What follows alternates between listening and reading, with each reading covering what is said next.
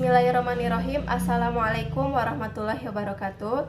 Perkenalkan, nama saya Riasatini Habinur Rizki dengan nomor induk mahasiswa 12120501442, jurusan Pendidikan Matematika, Fakultas Tarbiyah dan Keguruan, UIN Sunan Bandung.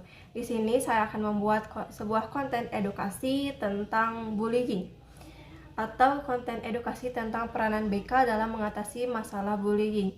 Nah, sedikit pembahasan, bullying itu adalah segala bentuk penindasan atau kekerasan yang dilakukan dengan sengaja oleh seseorang atau sekelompok orang yang lebih berkuasa terhadap orang lain dengan tujuannya itu untuk menyakiti. Nah, bullying ini dilakukannya secara terus-menerus.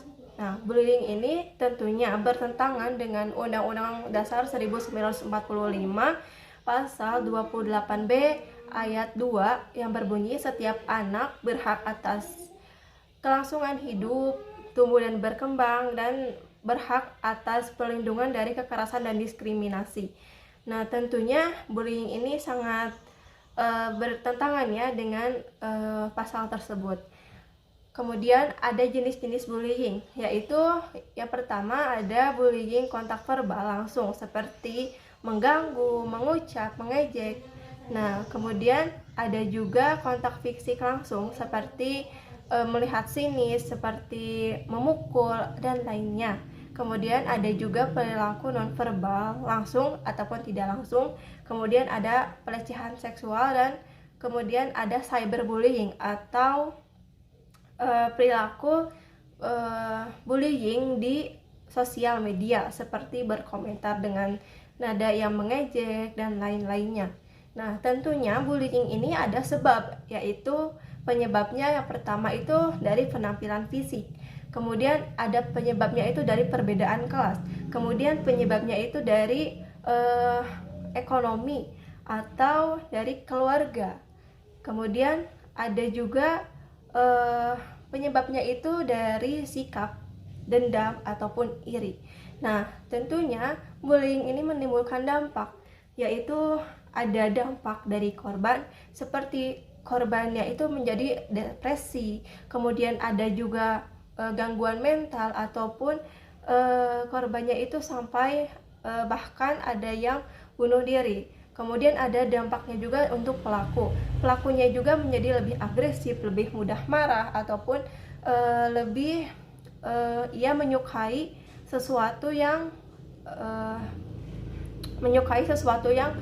bersifat untuk merendahkan orang lain.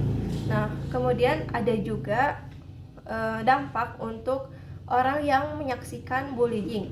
Nah, orang yang menyaksikan bullying, dampaknya itu yang pertama itu menganggap kejadian bullying ini adalah kejadian biasa. Dan juga ia pun menganggap bahwa jika ia membantu korban, maka ia juga akan dibully. Nah, dan akhirnya yang menyaksikannya tersebut itu ikut-ikutan untuk membuli. Terjadi kasus bullying ini ada 17 kasus menurut KPAI. Nah, tentunya kita itu membutuhkan solusi agar kasus bullying ini tidak terjadi di negara kita ataupun di lingkungan sekolah. Apa sih yang harus kita lakukan untuk mengatasi bullying ini atau peranan BK dalam mengatasi bullying ini? Nah, tentunya ada pastinya ya untuk cara mengatasi bullying ini. Nah, dibagi menjadi beberapa kategori, yaitu kategorinya itu yang adanya di masa anak-anak, di masa keluarga, ataupun di sekolah. Nah, di masa anak-anak itu seperti apa sih contohnya? Nah, di masa anak-anak yang pertama itu adalah beri pengetahuan dan cara untuk mampu untuk melawan tindakan bullying. Nah, kita tuh harus mampu melawan tindakan bullying tersebut.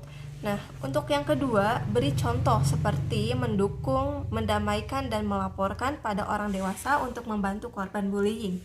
Nah, untuk di keluarga, ada juga beberapa cara untuk mengatasi bullying. Nah, yang pertama itu adalah kepada orang tua untuk menanamkan sikap kasih sayang dan nilai keagamaan terhadap anak-anak. Yang kedua itu untuk memberi perhatian atau memberikan interaksi kepada anak-anak untuk memberikan ketegasan, kemampuan berani terhadap anak-anak.